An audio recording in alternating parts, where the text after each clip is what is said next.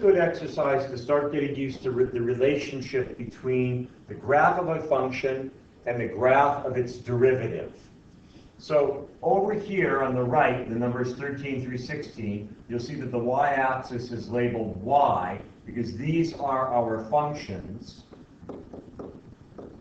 And over here in the A, B, C, and D, our y-axis is labeled y prime, indicating that this is a graph of the derivative. So let's start and take a look at number 13. So in number 13, I'm looking at my function right here, and I can see that I have a negative tangent line. The slope of my tangent line is negative until I get to the point 0, at which point it's horizontal, and then it turns to be a positive tangent line. The slope of the tangent line is negative on this side of 0 and positive on that side of 0. So which of these y prime graphs do that? Well, I would say that B does that. The slope of my tangent line is negative, and then right when I get to 0, the slope of my tangent line turns positive. So the answer to this one is B. Let's take a look at number 14. Well, in number 14, it looks like my tangent line is positive, and it's still positive, and it's still positive, and then right at 0, it becomes 0, but then the tangent line is positive again. So which of these derivative graphs looks like that? Well, the slope of the tangent line here is positive. This is a positive number, so it's indicating that I have a positive slope. It's getting flatter and flatter. It's getting smaller and smaller, the slope. Then it turns around and it stays positive. So in A, put A over here, it's telling me on my function, the tangent line is always positive. And on these graphs of the derivative, the only one where I always have a positive graph is graph A.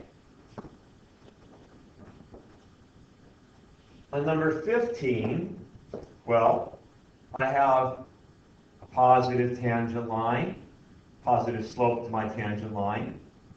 It becomes horizontal, so it becomes 0. Then it becomes negative in this section here. Then it becomes 0 again. Then it becomes positive again. And then at the axis, the y-axis, again, it's horizontal, so it's 0. Then I'm getting negative again, and turning around and getting positive again. So I think that corresponds to D. Here, in this little section, let's mark it in a different color. In this little section right here, my tangent has a positive slope. And then I hit this plateau where my slope is 0, and then my slope is negative. It's negative. And it's negative all the way until I get down to here. And then my slope is positive. Notice it's not the y value that's positive, it's the slope that's positive. So my slope is positive.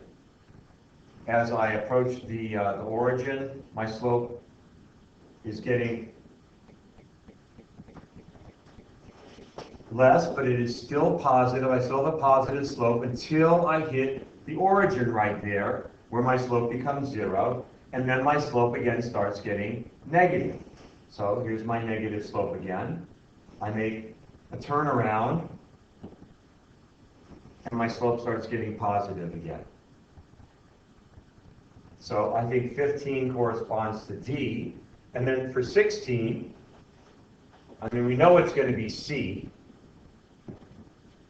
but let's describe it. So I have a negative slope, it hits 0, and then it becomes positive. So negative slope, negative slope, hits 0, it's positive all the way until I get to the origin, where again, it's 0. And then my slope turns negative for a brief period of time. And it's 0 again. And then starts going positive. So it's negative, hits 0 again, and starts going positive. I think these are hard to grasp. So it's a short introduction to it, but it's really necessary to see the relationships between the functions, the graph of the function and the graph of the derivative.